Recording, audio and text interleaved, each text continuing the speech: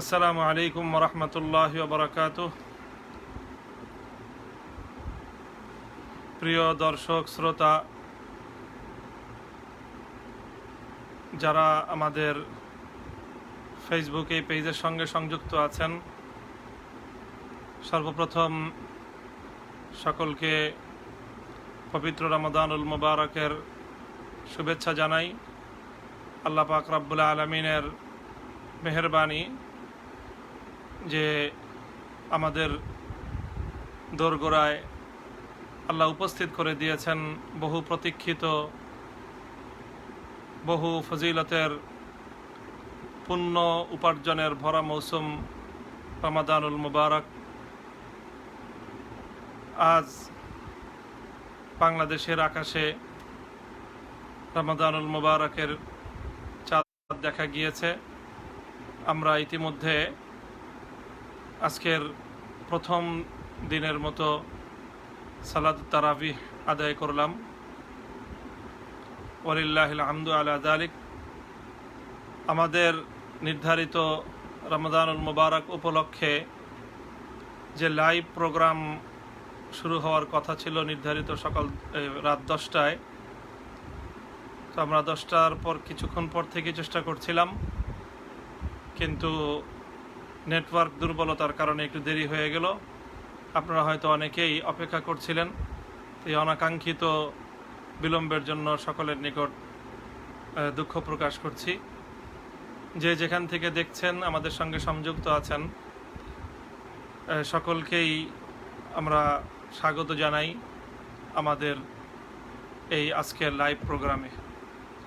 সম্মানিত দর্শক মণ্ডলী, পবিত্র রমাদানুল মুবারক আমাদের জন্য অনেক বড় সৌভাগ্যের বার্তা নিয়ে এসেছে নিশ্চিত। তো রমাদানুল মুবারক উপলক্ষে কয়েকটি কথা আপনাদের সঙ্গে শেয়ার করবার জন্য এই প্রোগ্রাম। রমাদানুল মুবারক মুমিনের জন্য অবশ্যই অনেক বড় এক সৌভাগ্যের মাস। রাসূল আকরাম সাল্লাল্লাহু আলাইহি ওয়াসাল্লাম হাদিসে পাকের মধ্যে ইরশাদ করেছেন যে ইযা কানা আউয়ালু লাইলাতিন মিন শাহরি রমাদান, রমাদান মাসের যখন প্রথম রাত শুরু হয়, অর্থাৎ পশ্চিম আকাশে যখনই রমাদানুল মুবারকের চাঁদ দেখা দেয়, চাঁদ দেখা দেওয়ার সাথে সাথে আল্লাহ রাব্বুল আলামিনের পক্ষ থেকে পৃথিবীবাসীর জন্যে, ইমানদারদের জন্যে বিশেষ কিছু আয়োজন আল্লাহ পাক রব্বুল আলামিন করেন। সহিহ বুখারী শরীফের মধ্যে বর্ণিত রয়েছে, রাসূল আকরাম সাল্লাল্লাহু আলাইহি ওয়াসাল্লাম ইরশাদ করেন, ইযা দাখালা রমাদান ফুতিহাত আবওয়াবুল জান্নাহ ওয়া গুল্লিকাত আবওয়াবু জাহান্নাম ওয়া সুলসিলাতিশ শায়াতিন। জান্নাতের সকল দরজাগুলো খুলে দেওয়া হয় এবং জাহান্নামের সকল দরজাগুলো বন্ধ করে দেওয়া হয় এবং শয়তানদেরকে বন্দী করে দেওয়া হয়। তো এর মাধ্যমে মূলত দুনিয়াতে আল্লাহ রাব্বুল আলামিন ইমানদারদের জন্যে নেক আমলের একটি অনুকূল পরিবেশ তৈরি করেন। আল্লাহর যে সকল বান্দারা চায় তারা রমাদানুল মুবারককে নেক আমলের দ্বারা সজীব এবং সতেজ করবে, নিজের আমল নামাকে সমৃদ্ধ করবে, আল্লাহ রাব্বুল আলামিন রমাদানুল মুবারকের এই পবিত্র সময়ে জান্নাতের দরজাগুলো খুলে দিয়ে আর জাহান্নামের সকল দরজাগুলো বন্ধ করে দিয়ে বড় বড় শয়তানদেরকে আল্লাহ রাব্বুল আলামিন বন্দী করে দিয়ে ইমানদারদের জন্যে তার অনুকূল পরিবেশ আল্লাহ পাক রব্বুল আলামিন সৃষ্টি করে দেন। এবং তিরমিজি শরীফের হাদিসের মধ্যে বর্ণিত হয়েছে, ওয়ুনাদি মুনাদিন, আল্লাহ পাক রব্বুল আলামিনের পক্ষ থেকে একজন আহ্বানকারী ডেকে ডেকে বলতে থাকে, ইয়া বাগিয়াল খাইরি আকবিল ওয়া ইয়া বাগিয়াশ শাররি আকসির। যারা কল্যাণ হাসিল করতে চাও, যে ভালো অর্জন করতে চাও, তুমি এগিয়ে আসো, কারণ এখনই তোমার মোক্ষম সময়। ওয়া ইয়া বাগিয়াশ শাররি আকসির, আর যে অকল্যাণকামী তোমরা নিজেকে গুটিয়ে নাও। কারণ রমজানুল মুবারক তোমার খারাপ কাজের জন্য নয়, মন্দের জন্য রমজানুল মুবারক নয়। রমজানুল মুবারক হলো অন্যায় অসৎ কাজের জন্য প্রতিকূল পরিবেশ রমজানের মধ্যে। ওয়াজালিকা কুল্লা লাইলাতিন, আর এভাবেই রমজানের প্রতি রাত্রিতে আল্লাহর পক্ষ থেকে ডেকে ডেকে ফেরেশতারা বলতে থাকে কথা যে, যে ভালো হতে চাও, ভালো হওয়ার জন্য, সৎপথে আসার জন্য, আল্লাহর পথে পরিচালিত হওয়ার জন্য রমজানের চেয়ে অনুকূল পরিবেশ তুমি আর কখনো পাবে না। প্রিয় দর্শক, আমাদের জন্য সেই মহিমান্বিত রমজানুল মুবারক এসে হাজির হয়ে গেছে এবং আল্লাহ পাক রব্বুল আলামিনের পক্ষ থেকে এভাবেই আমাদেরকে ডেকে ডেকে কল্যাণের পথে আহ্বান করা হচ্ছে, অকল্যাণ থেকে ফিরে আসবার জন্য আমাদেরকে আহ্বান করা হচ্ছে। রমজানুল মুবারক আমাদের জন্য অত্যন্ত বড় এক সুযোগ নিয়ে এসেছে, মাগফিরাতের সুযোগ এবং আল্লাহ পাকের সুমহান সুখের জান্নাত হাসিল করবার সুযোগ, জাহান্নাম থেকে পরিত্রাণ এবং মুক্তি পাওয়ার সুযোগ। রমজানুল মুবারকে আল্লাহ রাব্বুল আলামিন বান্দার জন্য যে সমস্ত সুযোগ সুবিধা রেখেছেন, সেই সুযোগের মাধ্যমে বান্দা অতি সহজেই আল্লাহর জান্নাত হাসিল করতে পারে এবং জাহান্নাম থেকে পরিত্রাণ লাভ করতে পারে। রমজানুল মুবারকের মতো এই মহিমান্বিত এই মহান সুযোগ পাওয়ার পরেও কেউ যদি এই সুযোগের সদ্ব্যবহার না করে, তাহলে প্রকৃত অর্থেই সে হতভাগা, সে দুর্ভাগা এবং সে আল্লাহর পক্ষ থেকে অনেক বড় একটি সুযোগ সে হাতছাড়া করল। গ্রেট অপরচুনিটি, অনেক বড় সুযোগ রমজানুল মুবারক উপলক্ষে আল্লাহ রাব্বুল আলামিন আমাদেরকে দিয়েছেন।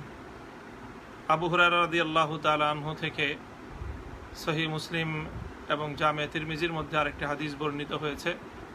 আল্লাহ নবী বলেন, রাগিমা আনফু রাজুলিন, তিন ব্যক্তির জন্য রাসূল সাল্লাল্লাহু আলাইহি ওয়াসাল্লাম তার ধ্বংসের কথা বলেছেন তার নাক ধুলি মলিন হোক, মাটি মিশ্রিত হোক, অর্থাৎ সে লজ্জিত এবং লাঞ্ছিত হোক।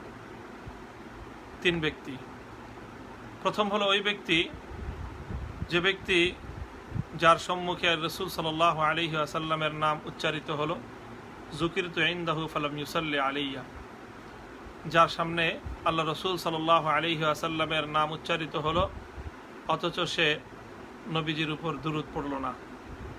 ওয়ারাগিমা আনফু রাজুলিন দাখালা আলাইহি রমাদান সুম্মান সারাহা ক্বাবলা আন ইউগফারা লাহ, আর দ্বিতীয় ওই ব্যক্তি যে যার জীবদ্দশায় সে রমাদানুল মুবারক পেল, রমাদান তার জীবনে এলো, অতঃপর এভাবেই রমাদানের একটি একটি করে দিন তার জীবন থেকে কেটে গেল এবং একসময় রমাদান মাস শেষ হয়ে গেল। ক্বাবলা আন ইউগফারা লাহু, রমাদান শেষ হয়ে গেল, তার জীবন থেকে তার গুনাহ, তার অপরাধ, তার পাপগুলো মাগফিরাত হওয়ার আগেই, অর্থাৎ সে আল্লাহ পাক রব্বুল আলামিনের কাছ থেকে এত বড় সুযোগ পাওয়া সত্ত্বেও সে আল্লাহর কাছ থেকে ক্ষমা লাভ করতে পারল না। রাসূল সাল্লাল্লাহু আলাইহি ওয়াসাল্লাম বলেন যে ওই ব্যক্তিরও তার লাঞ্ছনা হোক, তার জীবন ধ্বংস হোক। আর তৃতীয় হলো আরেক ব্যক্তি, ওয়ারাগিমা আনফু রাজুলিন আদরাকা ইনদাহু আবাওয়াহুল কিবরা আহাদুহুমা ফালাম ইউদখিলাহুল জান্নাতা, যার পিতামাতা উভয়ে অথবা যে কোনো একজন তার নিকট বৃদ্ধ অবস্থায় তাকে পেল, অর্থাৎ যেই সন্তানের পিতা মাতা উভয়ে অথবা যে কোনো একজন বার্ধক্যে উপনীত হয়েছে, সন্তানের সেবা এবং সন্তানের খেদমতের প্রয়োজন তার, তো এটি এমন বৃদ্ধ পিতামাতা সন্তানের জন্য অনেক বড় এক সৌভাগ্যের বিষয়। যাদের পিতামাতা রয়েছে তাদের জন্য অনেক বড় একটি সুযোগ আল্লাহ পাক রব্বুল আলামিনের কাছ থেকে মাগফিরাত হাসিল করবার। তো রাসূল সাল্লাল্লাহু আলাইহি ওয়াসাল্লাম এই তিন ব্যক্তির জন্য বলেছেন, যদি এই সকল সুযোগগুলি পাওয়ার পরেও সুযোগ হাতছাড়া করে তাহলে তার জন্য লাঞ্ছনা এবং অপমান তার জন্য অবধারিত। আলিয়াজুবিল্লাহ, আল্লাহ পাক রব্বুল আলামিন আমাদের সকলকে হেফাজত করেন।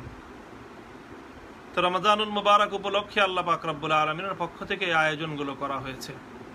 প্রিয় দর্শক, প্রথম আয়োজন হলো জান্নাতের দরজাগুলো খুলে দেওয়া হয়েছে, জাহান্নামের দরজাগুলো বন্ধ করে দেওয়া হয়েছে।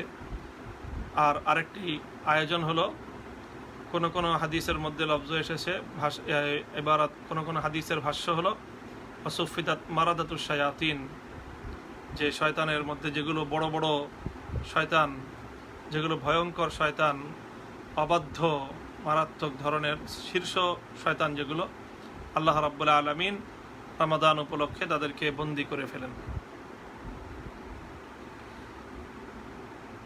তাহলে আমরা অনেকগুলো ফজিলাহ রমজানুল মুবারক উপলক্ষে পাই। রমজানুল মুবারকের ফজিলতগুলো যদি আমি আপনাদেরকে সংক্ষেপে বলতে চাই, রমজানুল মুবারকের অনেকগুলো ফজিলত রয়েছে। একটি ফজিলত হলো যে উনজিলা ফিহিল কুরআন। রমাদানুল মুবারক এটি সেই মাস যে মাসে আল্লাহ রাব্বুল আলামিন পবিত্র কোরআন নাজিল করেছেন। কোরআনে পাকের সূরাতুল বাকারার আয়াত, শাহরু রমাদান আল্লাযী উনজিলা ফিহিল কুরআন হুদাল লিন-নাসি ওয়া বায়্যিনাতিম মিনাল হুদা ওয়াল ফুরকান, যে রমাদান মাস হলো সেই মাস যে মাসে আল্লাহ পাক রব্বুল আলামিনের পক্ষ থেকে পবিত্র কোরআন নাজিল হয়েছে। কোরআনে পাক রমজানে নাজিল হয়েছে। কোরআনে পাকের মধ্যে আরেকটি সূরা রয়েছে, যে সূরার নাম হলো সূরাতুল কদর, যেখানে আল্লাহ বলেছেন ইন্না আনজালনাহু ফি লাইলাতুল কদর, যে আমি কোরআনে পাক লাইলাতুল কদরে নাজিল করেছি। অবশ্য কোরআনে পাকের এক আয়াতের মধ্যে আল্লাহ পাক রব্বুল আলামিন এটিও বলেছেন ওয়ানাজ্জালনা আলাইকাল কুরআনা তানজিলা ওয়া ফারাকনাহু লিতাকরিআহু আলান নাস। আল্লাহ পাক বলেছেন যে আমি কোরআনে পাককে ধাপে ধাপে নাজিল করেছি। অর্থাৎ 23 বছরে আমরা জানি যে আল্লাহ রসুল সাল্লাল্লাহু আলাইহি ওয়াসাল্লামের উপর 23 বছর পর্যন্ত পবিত্র কোরআন নাজিল হয়েছে। আল্লাহ নবীর ইন্তেকালের কিছুদিন আগেও কোরআনে পাকের সর্বশেষ আয়াত অবতীর্ণ হয়েছে। তাহলে কোরআনে পাক নাজিল হওয়া সম্পর্কে 3 ধরনের তথ্য কোরআনের মধ্যেই বলা হয়েছে। একটি হলো যে কোরআন নাজিল হয়েছে লাইলাতুল কদরে, দ্বিতীয় হলো কোরআন নাজিল হয়েছে রমজানে, তৃতীয় হলো কোরআনে পাক নাজিল হয়েছে আস্তে আস্তে পর্যায়ক্রমে ধীরে ধীরে নাজিল হয়েছে। আল্লাহ পাক রব্বুল আলামিন অল্প অল্প করে কোরআন নাজিল করেছেন। ওয়া কুরআনান ফারাকনাহু লিতাকরাহু আলান নাস, আল্লাহ বলেন যে আমি কোরআনকে ফারাকনাহু, আমি অল্প অল্প করে আপনার কাছে নাজিল করেছি, যাতে যতটুকু নাজিল হয় ততটুকু আপনি মানুষের কাছে তেলাওয়াত করে শুনিয়ে দিতে পারেন। তো এখানে প্রাসঙ্গিক একটি আলোচনা হলো যে রমজান কি লাইলাতুল কদরে নাজিল হয়েছে, এর পবিত্র কোরআন লাইলাতুল কদরে নাজিল হয়েছে না 23 বছর পর্যন্ত নাজিল হয়েছে? মুফাসসিরিনে কেরামগণ এই প্রশ্নের যে সমাধান দিয়ে থাকেন সেটি হলো যে আসলে কোরআনে পাকের অবতরণ 2 রকম, কোরআনে পাকের নুজুল 2 রকম। একটি হলো কোরআনে পাক আল্লাহ পাক রব্বুল আলামিনের আরশের উপর থেকে সামায়ে দুনিয়া প্রথম আসমানে নাজিল হয়েছে, তারপর প্রথম আসমান থেকে জমিনে নাজিল হয়েছে। তো প্রথমবারের যে অবতরণ সেটা একবারেই হয়েছে লাইলাতুল কদরে। আর লাইলাতুল কদর যেহেতু পবিত্র রমজানুল মুবারকের শেষ দশকেই রয়েছে, আল্লাহ নবীর হাদিসের দ্বারা এটি সুনির্ধারিত, কাজে সেই হিসাবে বলা যায় যে কোরআনে পাক এই লাইলাতুল কদর এবং রমজানে নাজিল হয়েছে। অর্থ হলো যে এটি ওই প্রথমবারের নুজুল অবতরণ, যেটি দুনিয়াতে নয় বরং আসমানের উপর। অতঃপর আসমান থেকে পর্যায়ক্রমে দুনিয়ার বাস্তব প্রেক্ষাপটে আল্লাহ পাক রব্বুল আলামিন 23 বছরে অল্প অল্প করে কোরআন নাজিল করেছেন। আমরা জানি রাসূল সাল্লাল্লাহু আলাইহি ওয়াসাল্লামের উপর হেরার গুহায় সূরাতুল কলমের 5 আয়াত নাজিল হওয়ার মধ্য দিয়ে কোরআনের পাকের নাজিল হওয়া শুরু হয়।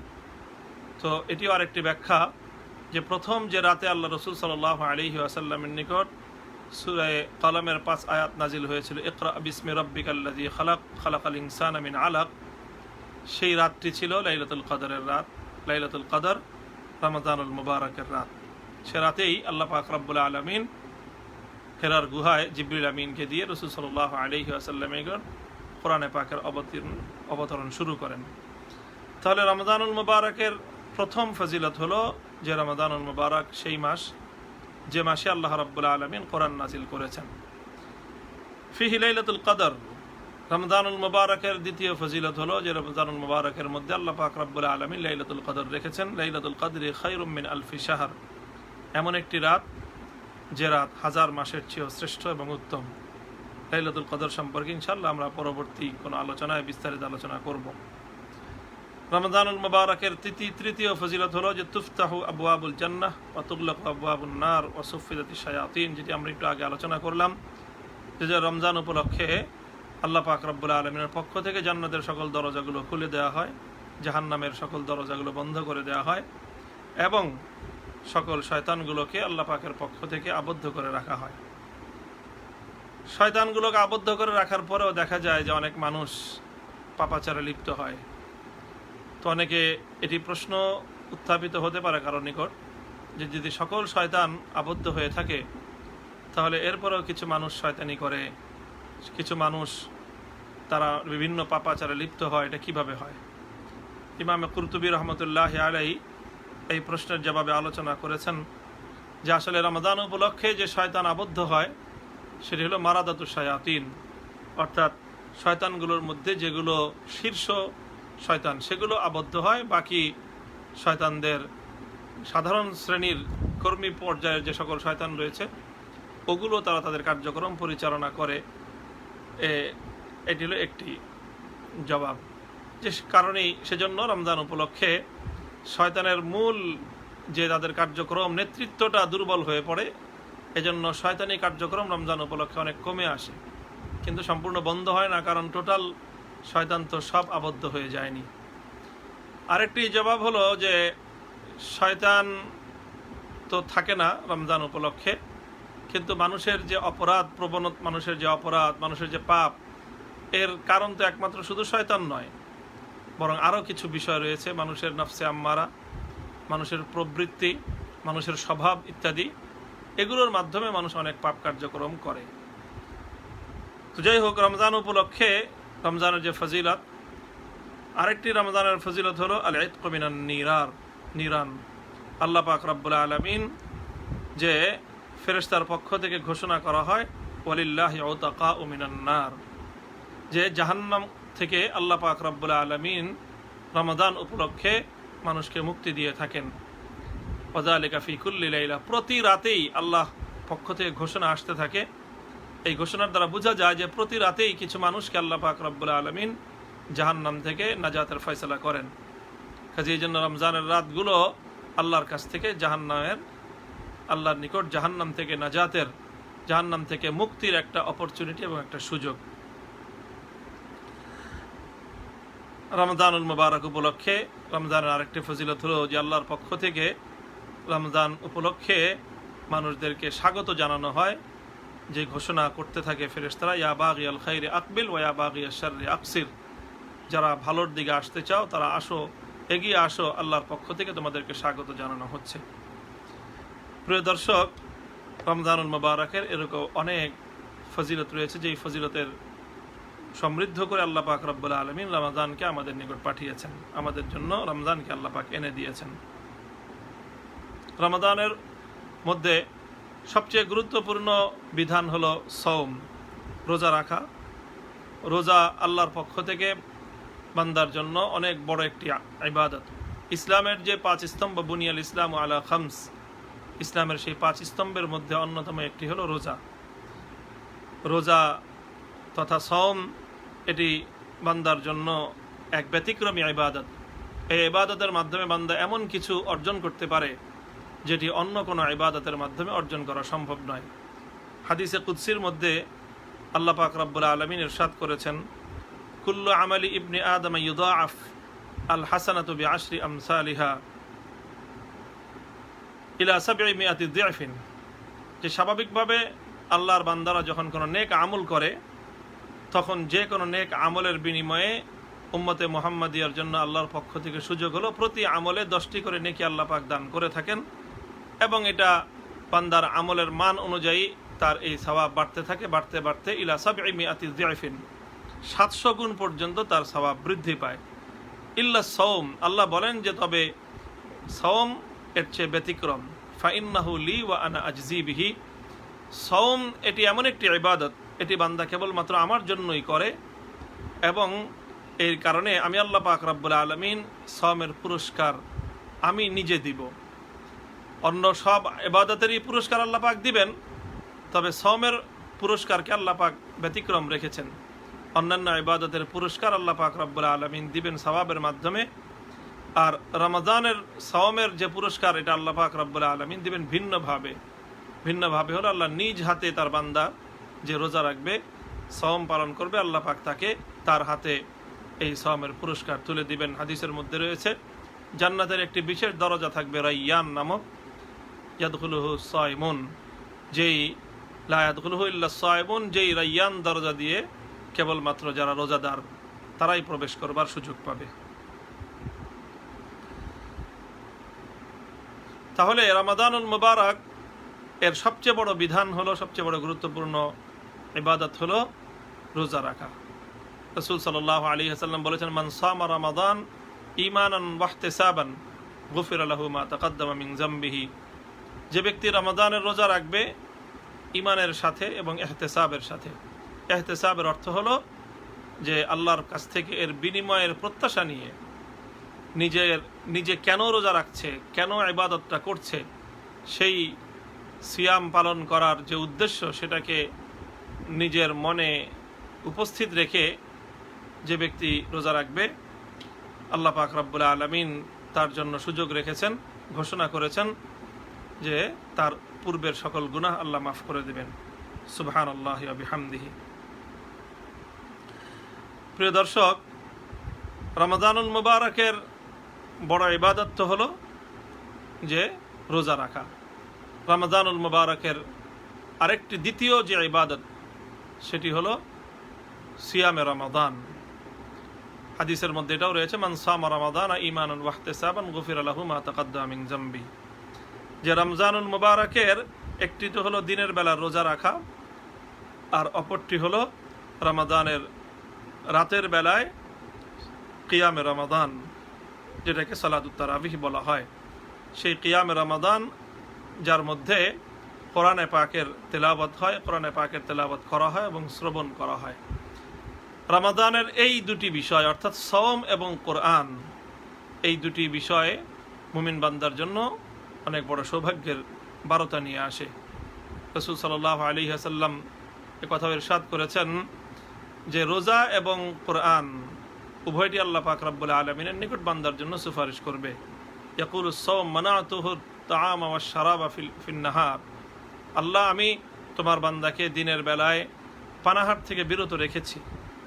আর কোরআন বলবে যে মানাতুহুন নাওমা ফিল লাইল, হে আল্লাহ আমি কোরআন তেলাওয়াত করতে গিয়ে, কোরআন শুনতে গিয়ে তোমার বান্দা তোমার বান্দি রাতের বেলায় পরিশ্রান্ত ক্লান্ত, সারাদিন সে ক্ষুধার্ত থেকেও পরিশ্রান্ত অবস্থায় সে না ঘুমিয়ে রাতের কিছু অংশ সে কোরআনের জন্য বরাদ্দ রেখেছিল।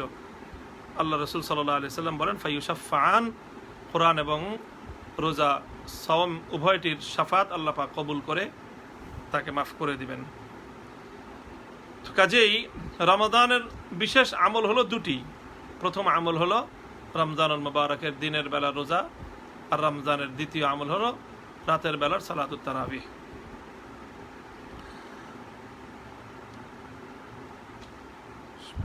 রমজান উপলক্ষে আমরা রমজানের পরিপূর্ণ খায়ের এবং বরকত, রমজানের পরিপূর্ণ ফজিলত যদি আমরা হাসিল করতে চাই, তাহলে কোরআন এবং হাদিসের আলোকে আমাদের জন্য আরও কিছু বিষয় করণীয় রয়েছে।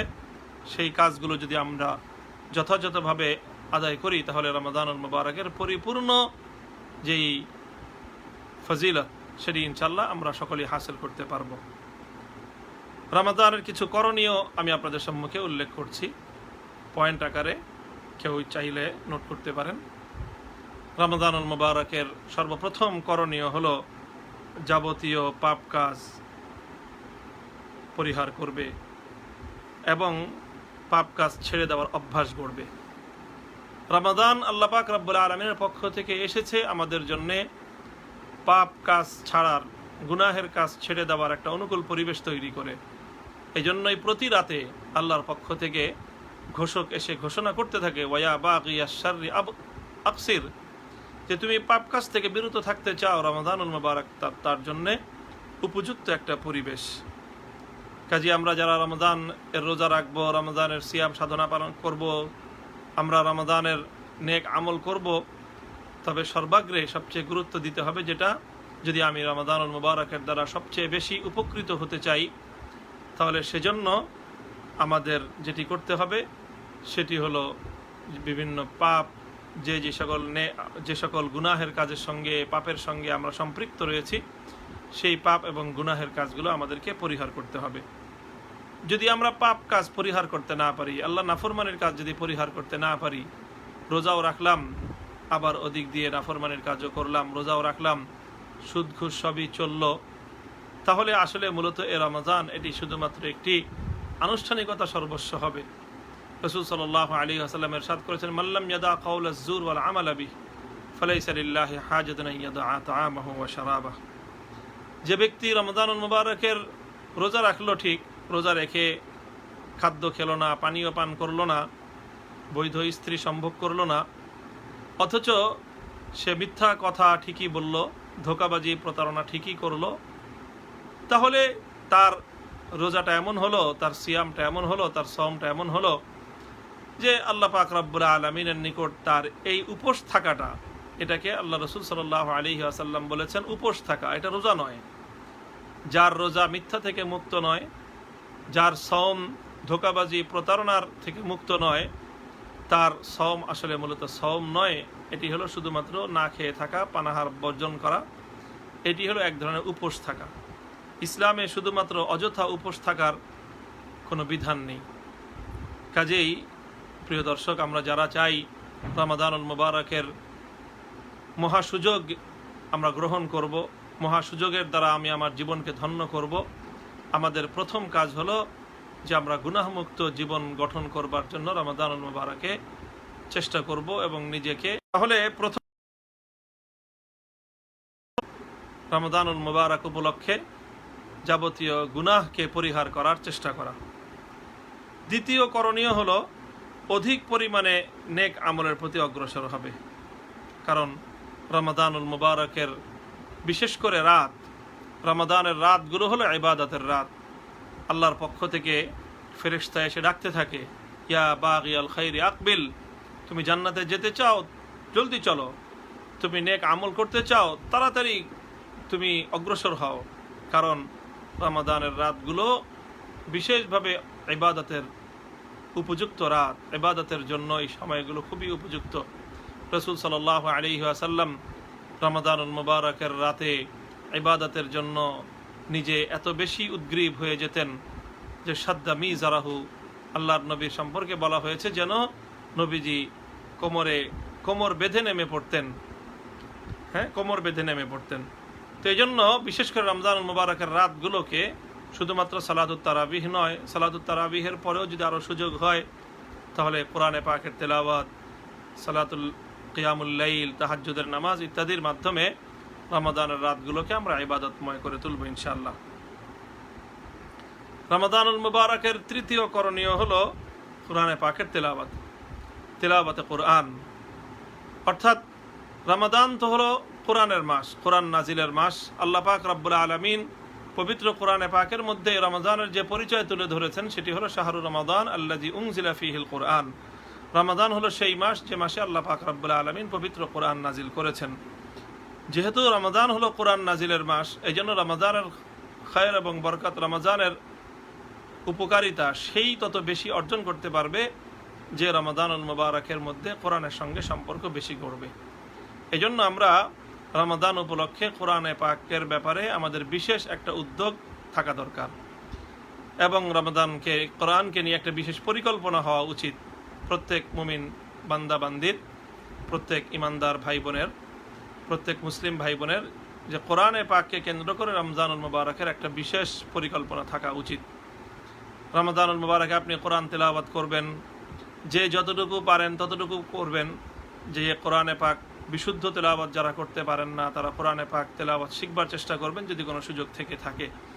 কোরআনে পাক তেলাওয়াতের শিক্ষার সুযোগ তো হলো যার কোরআনে পাক সহি রয়েছে তেলাওয়াত, তার কাছ থেকে কোরআনে পাকের তেলাওয়াত শিক্ষা গ্রহণ করা। সেটা না হলেও অন্তত এই আজকাল বিভিন্ন প্রযুক্তির সাহায্যেও কোরআনের তেলাওয়াত শোনা যায়। বড় বড় যারা কারি রয়েছেন তাদের কেরাত শুনে তাদের কেরাতের সঙ্গে নিজের কেরাতকে তুলনা করে তাদের কেরাতের মতো করে কোরআনে পাক পড়ার চেষ্টা করা, এটি হলো তাসহিহে কোরআন। কোরআনে পাকের সবচেয়ে বড় হক হলো তাসহিহে কোরআন, অর্থাৎ কোরআন শুদ্ধ করে তেলাওয়াত শিখতে হবে। তারপরে হলো কোরআনে পাক যে যতটুকুই পারি, অল্পই পারি, আমি সেই অল্পটাই যদি বারবার তেলাওয়াত করি তাহলে যতবারই আমি তেলাওয়াত করব আল্লাহ পাক রব্বুল আলামিন প্রতিবারই আমাকে যেই সওয়াব সেটি পরিপূর্ণই আল্লাহ পাক দান করবেন। রাসূল সাল্লাল্লাহু আলাইহি ওয়াসাল্লামের যে হাদিসের মধ্যে ইরশাদ করেছেন আল্লাহর নবী যে আল্লাহ পাক রব্বুল আলামিন কোরআনে পাকের তেলাওয়াতের প্রতিটি অক্ষরে 10টি করে সওয়াব দান করবেন, যে প্রতিটি অক্ষরেই 10টি করে সওয়াব আল্লাহ পাক রব্বুল আলামিন দান করবেন। লিকুল্লি হারফিন হাসানাতুন ওয়াল হাসানাতু বিআশরি আমসালিহা। তো আমি যদি সূরা ইখলাস কুল হুয়াল্লাহ তেলাওয়াত করি, সূরা কুল হুয়াল্লাহর মধ্যে 66টি অক্ষর রয়েছে। কাজে কমপক্ষে একজন কোনো বান্দা, কোনো মানুষ যদি, কোনো মুমিন যদি সূরা ইখলাস একবার তেলাওয়াত করে তাহলে কমপক্ষে 660টি নেকি সে পাবে মিনিমাম, ইলা সাবে মিয়াতি দিআফিন। এটি 10 গুণ যদি হয়, আর যদি 700 গুণ হয় তাহলে তো সুবহানাল্লাহ কত বেশি সওয়াব তার হবে।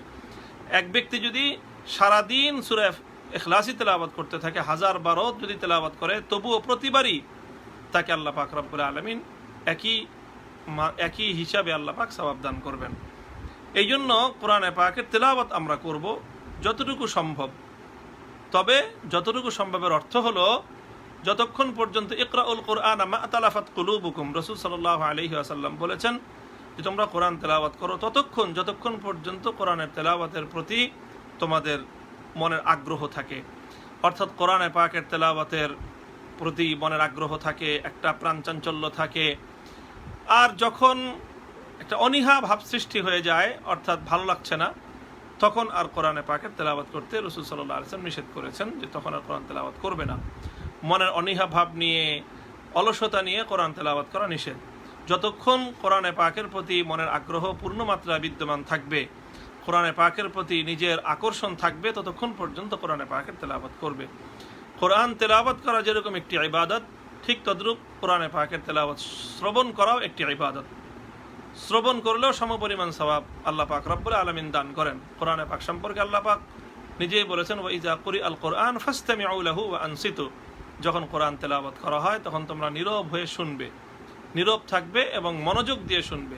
ফাসতামিউ লাহু, ফাসতামিউ ইস্তিমা বলাই হয় মনোযোগ দিয়ে শ্রবণ করা, কান লাগাকার সুন্না, খুব একেবারেই মনোযোগ দিয়ে শুনবে। তাহলে কোরআন তেলাওয়াত শুনতে পারি আমরা যদি কেউ বিশুদ্ধ তেলাওয়াত করতে পারে, নিজের তেলাওয়াত করতে মনে চাইছে না অথবা নিজে শুদ্ধ তেলাওয়াত করতে পারি না, তখন অন্যজনের কাছ থেকে কোরআনে পাকের তেলাওয়াত শুনলেও সমপরিমাণ সওয়াব আল্লাহ পাক রব্বুল আলামিন দান করবেন। কোরআনে পাকের তেলাওয়াত শুনবার জন্য আজকাল অনেক ভাই বোনেরা তারা যেই পন্থা অবলম্বন করে থাকেন যে বিভিন্ন সিডি, কম্পিউটারে তারা কোরআনে পাকের তেলাওয়াত প্লে করে দেন আর কোরআনে পাকের সেই তেলাওয়াত চলতে থাকে।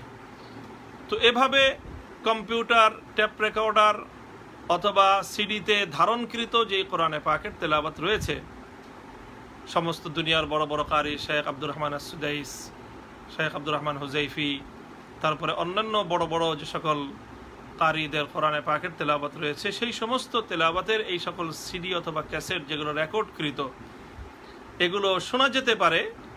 এগুলো শুনতে সমস্যা নেই, শুনলে ভালো। অন্য যে কোনো কিছু শোনার চেয়ে কোরআনে পাকের রেকর্ড শোনাটা অধিক উত্তম অবশ্যই। তবে রেকর্ড এটি কিন্তু ইবাদত নয়। এখানে কোরআনে পাকের তেলাওয়াত শুনবার যে সওয়াব, যে প্রতি অক্ষরে কমপক্ষে 10টি করে নেকি, এটি ফুকাহায়ে কেরাম লিখেছেন যে রেকর্ডকৃত কোরআনে পাকের তেলাওয়াত অর্থাৎ যন্ত্রের সাহায্যে কোরআনের যেই তেলাওয়াত উচ্চারিত হচ্ছে সেই তেলাওয়াতের মাধ্যমে কিন্তু এই ফজিলত হাসিল হবে না। অর্থাৎ কোরআনের তেলাওয়াত হলো যেটি সরাসরি যে তেলাওয়াত করবে প্রথম তার সওয়াব হবে, যখন তেলাওয়াতকারীর সওয়াব হবে তখন যে শ্রবণকারী তারও সওয়াব হবে। এই জন্য মাসালা এটি, যদি কেউ কোরআনে পাকের তেলাওয়াত এভাবে ট্যাপ রেকর্ডে বাজতেছে, সিডিতে বাজতেছে, কম্পিউটারে বাজতেছে, এই তেলাওয়াত শোনার দ্বারা আসলে প্রকৃত কোরআনে পাকের তেলাওয়াত শোনা হয় না।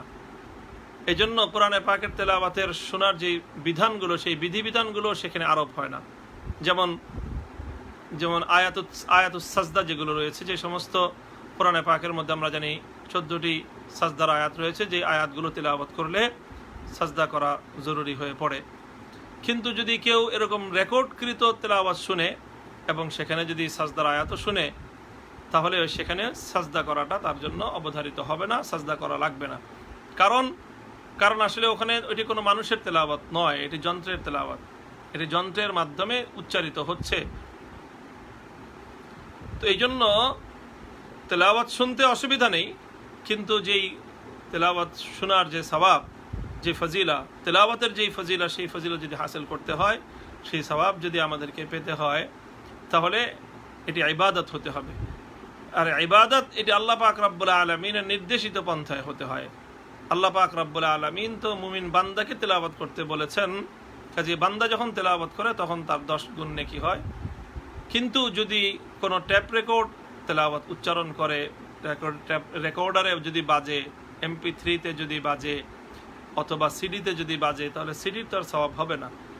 তো এই জন্য ওখান থেকে শুনলেও সেই সওয়াব হবে না।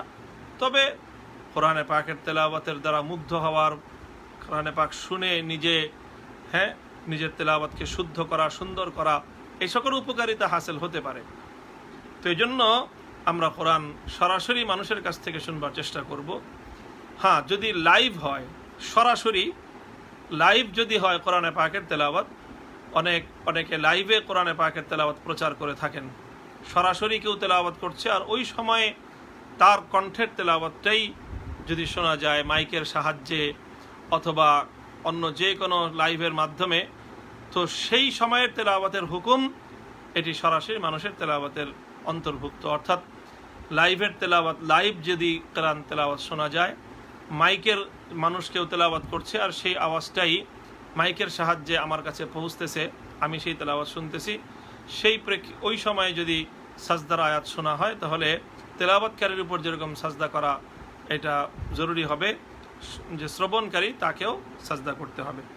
তাহলে আমি বলছিলাম যে কোরআনে পাকের তেলাওয়াত করা এটি হলো রমজানুল মুবারকের গুরুত্বপূর্ণ ইবাদত। রাসূল সাল্লাল্লাহু আলাইহি ওয়াসাল্লাম রমাদানুল মুবারক আসলে আল্লাহর নবী কোরআনে পাকের তেলাওয়াত বেড়ে যেত। শুধু তাই নয়, হযরত ফাতেমা রাদিয়াল্লাহু তাআলা আনহা থেকে বুখারী মুসলিমের হাদিস, আল্লাহ নবী ইরশাদ করেছেন যে কানা জিবরিল ইউআরিদুনিল কুরআন কুল্লা সানাতিন মাররাতান।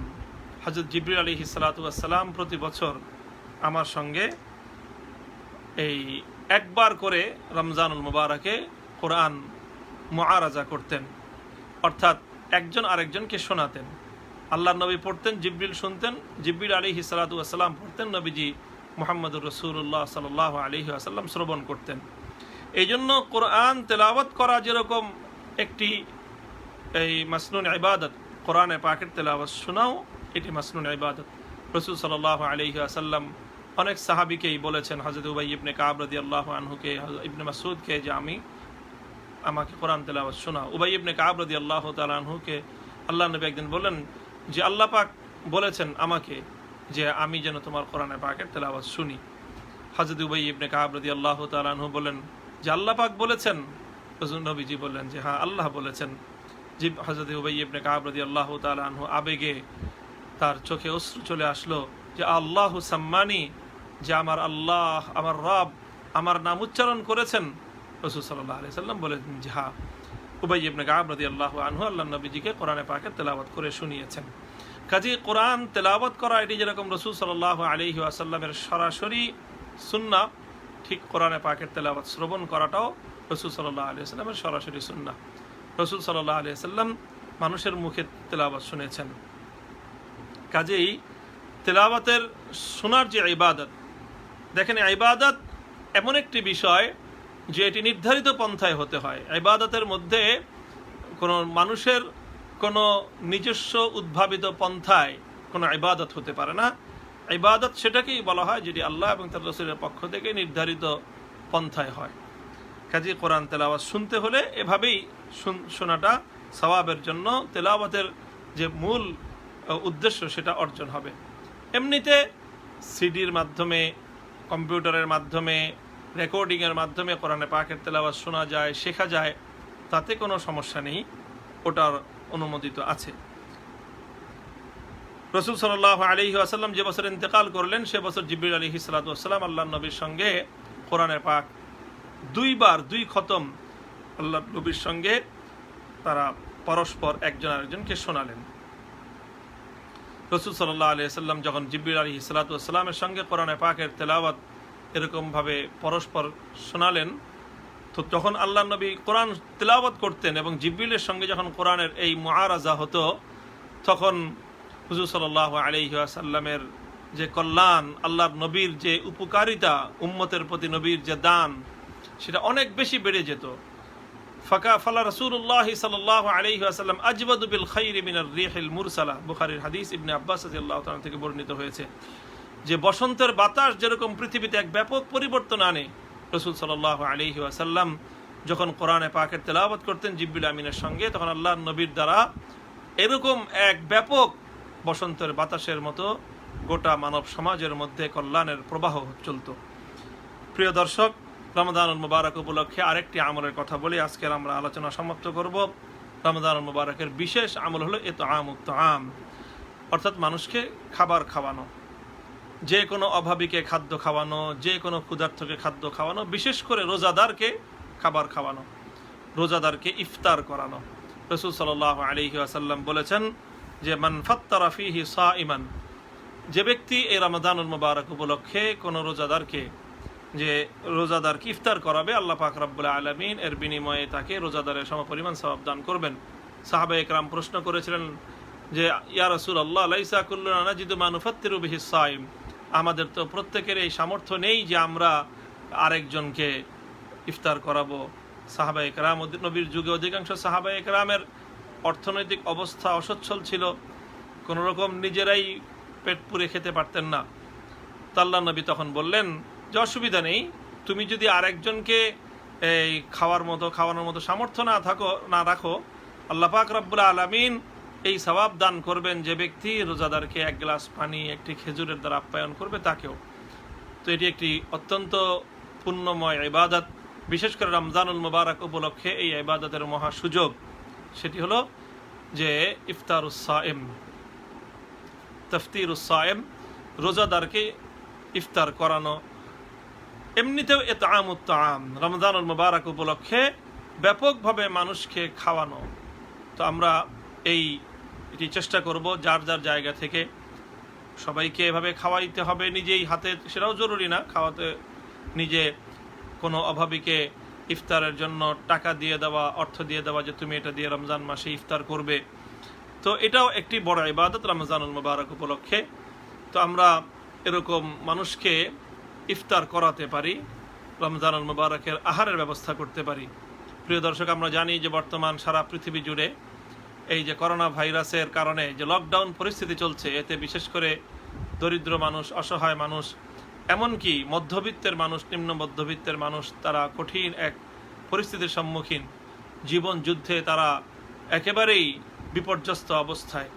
এই সময়ে আমাদের যাদেরকে আল্লাহ পাক রব্বুল আলামিন ন্যূনতম সামর্থ্য দান করেছেন, আমাদের দায়িত্ব এবং কর্তব্য হলো ওই সকল অভাবী মানুষগুলোর আহারের ব্যবস্থা করা, তাদের অন্তত দুবেলা সেহরি এবং ইফতারের আহারের ব্যবস্থাটুকু করা। এটি অনেক বড় একটি সুযোগ। এই অবস্থায় এর চেয়ে বড় পুণ্যের আমল আর দ্বিতীয়টি হতে পারে না। আমাদের সকলের এদিকে লক্ষ্য রাখা উচিত। সুপ্রিয় দর্শক, আমরা আমাদের আলোচনার দীর্ঘায়িত করব না। সর্বশেষ আজকের লাইভ বক্তব্য আমি শেষ করব আবারও একটি কথার উপর। রমাদানুল মুবারকের এই মহা সুযোগকে আমরা কাজে লাগাই। কাজে লাগানোর জন্য যেই সকল ইবাদতগুলোর কথা বলা হলো সেগুলো বেশি বেশি করি। কোরআনে পাকের তেলাওয়াতের ক্ষেত্রে আমি বিশেষভাবে বলবো যে রমাদান হলো কোরআন নাজিলের মাস। আমরা রমাদানুল মুবারাকে সবচেয়ে বেশি যে কাজটি করব সেটি হলো তেলাওয়াতে কোরআন। রমজানুল মুবারাকে অন্য সব কাজের চেয়ে তেলাওয়াতে কোরআনের অগ্রাধিকার এবং প্রাধান্য হওয়া উচিত। সাহাবা ইকরামের যুগ থেকেই সালাফ তারা সকলেই কোরআনে পাকের তেলাওয়াত করতেন। রমজান আসলে অনেকেই সকল কাজ বাদ দিয়ে, এমনকি অন্যান্য বড় বড় গুরুত্বপূর্ণ কাজ বাদ দিয়ে কোরআনে পাকের তেলাওয়াতের মধ্যে মশগুল হয়ে যেতেন। কি পরিমাণ তেলাওয়াত তারা করতেন! ইমাম যাহাবী রাহমাতুল্লাহ আলাইহি হযরত ইমাম শাফিঈ রাহিমাহুল্লাহ তাআলা সম্পর্কে বর্ণনা করেছেন যে তিনি রমজানুল মুবারক উপলক্ষে 60 খতম কোরআনে পাকের তেলাওয়াত করতেন। বিস্ময় লাগে যে কিভাবে এটা সম্ভব ছিল। অর্থাৎ আর কোনোই কাজ করতেন না, 24টা ঘন্টাই প্রায় সামান্য কিছু জরুরি নামাজ এবং অন্যান্য ইফতার সেহরি ছাড়া বাকি পূর্ণ সময়ই কোরআনে পাকের তেলাওয়াতের মধ্যে মশগুল থাকতেন।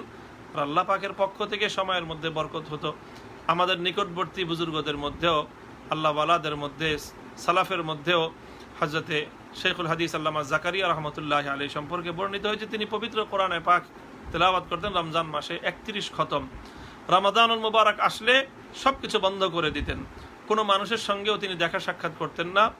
যারা আসতো তাদেরকে আগে থেকে বলে দেওয়া হতো যদি সাক্ষাতের খুব বেশি প্রয়োজন হয় তাহলে রমজানুল মুবারকের পরে তোমরা সাক্ষাৎ করতে আসবে। প্রিয় দর্শক, আমরা এখন অধিকাংশ মানুষই সারা দুনিয়াতে আমরা ঘরের মধ্যে আমাদের সময় কাটাচ্ছি। আমরা এই সময়টুকুকে পবিত্র কোরআনময় সময় হিসেবে আমরা গড়ে তুলি, তাহলে ইনশাআল্লাহ এই রমাদান আমাদের জন্য প্রভূত কল্যাণ নিয়ে আসবে। আল্লাহ পাক রব্বুল আলামিন আমাদের সকলকে তৌফিক দান করুন। সরকারিভাবে যে বিধিনিষেধ রয়েছে, যে অর্থাৎ মসজিদগুলোতে মাত্র 12 জনের অনুমোদন দেওয়া হয়েছে, উলামা ইকরামের পক্ষ থেকে আবেদন জানানো হয়েছিল, আহ্বান করা হয়েছিল যে মসজিদগুলো যেন রমজান মুবারক উপলক্ষে শর্ত সাপেক্ষে উন্মুক্ত করে দেওয়া হয়, কিন্তু সেটা হয়নি। আমরা আশা করব যে অতি অল্প সময়ের ব্যবধানেই করোনা পরিস্থিতির ইনশাআল্লাহ উত্তরণ হবে। আল্লাহ পাক রব্বুল আলামিন আল্লাহর বান্দাদের উপর রহম করবেন। রমাদানুল মুবারক রহমতের বিশেষ মাস। আল্লাহ পাক রব্বুল আলামিন এই মাস উপলক্ষে তার বান্দাদের উপর রহম করুন। আল্লাহর রহমতের দ্বারা এই ভয়াবহ যেই বিপর্যয়, ভয়াবহ যে ভাইরাস, যে মহামারী আজকে সারা পৃথিবীকে গ্রাস করে নিয়েছে, এই মহামারীর করোনা ভাইরাসের মহামারী থেকে আল্লাহ পাক রব্বুল আলামিন বিশ্ববাসীকে হেফাজত করবেন। রমাদানুল মুবারকের সময়গুলো আমরা সুন্দরভাবে আমরা পালন করব, সময়টাকে কাজে লাগাবো। প্রিয় ভাই, লক্ষ্য করুন রাসূল সাল্লাল্লাহু আলাইহি ওয়াসাল্লাম বলেছেন যে তোমার কাছে জীবনে 5টি সুযোগ তোমার জীবনে আসবে, বিভিন্ন সময় 5টি সুযোগ আসবে, কিন্তু এই সুযোগগুলো কিন্তু এগুলো একেবারে স্থায়ী নয়, এই সুযোগগুলো অস্থায়ী। আবার এই সুযোগের পরেই এই সুযোগগুলো তোমার হারিয়ে যাবে। সেই 5টি সুযোগের মধ্যে একটি হলো ফারাগাকা কাবলা শুগলিকা। তোমার জীবনে অনেক ব্যস্ততা থাকবে, আবার কিছু কিছু সময় আসবে অবসর সময়। সেই অবসরের সময়গুলোকে তুমি গনিমত মনে করো। ইগতানিম খামসান কাবলা খামসিন, সুযোগের সদ্ব্যবহার করো।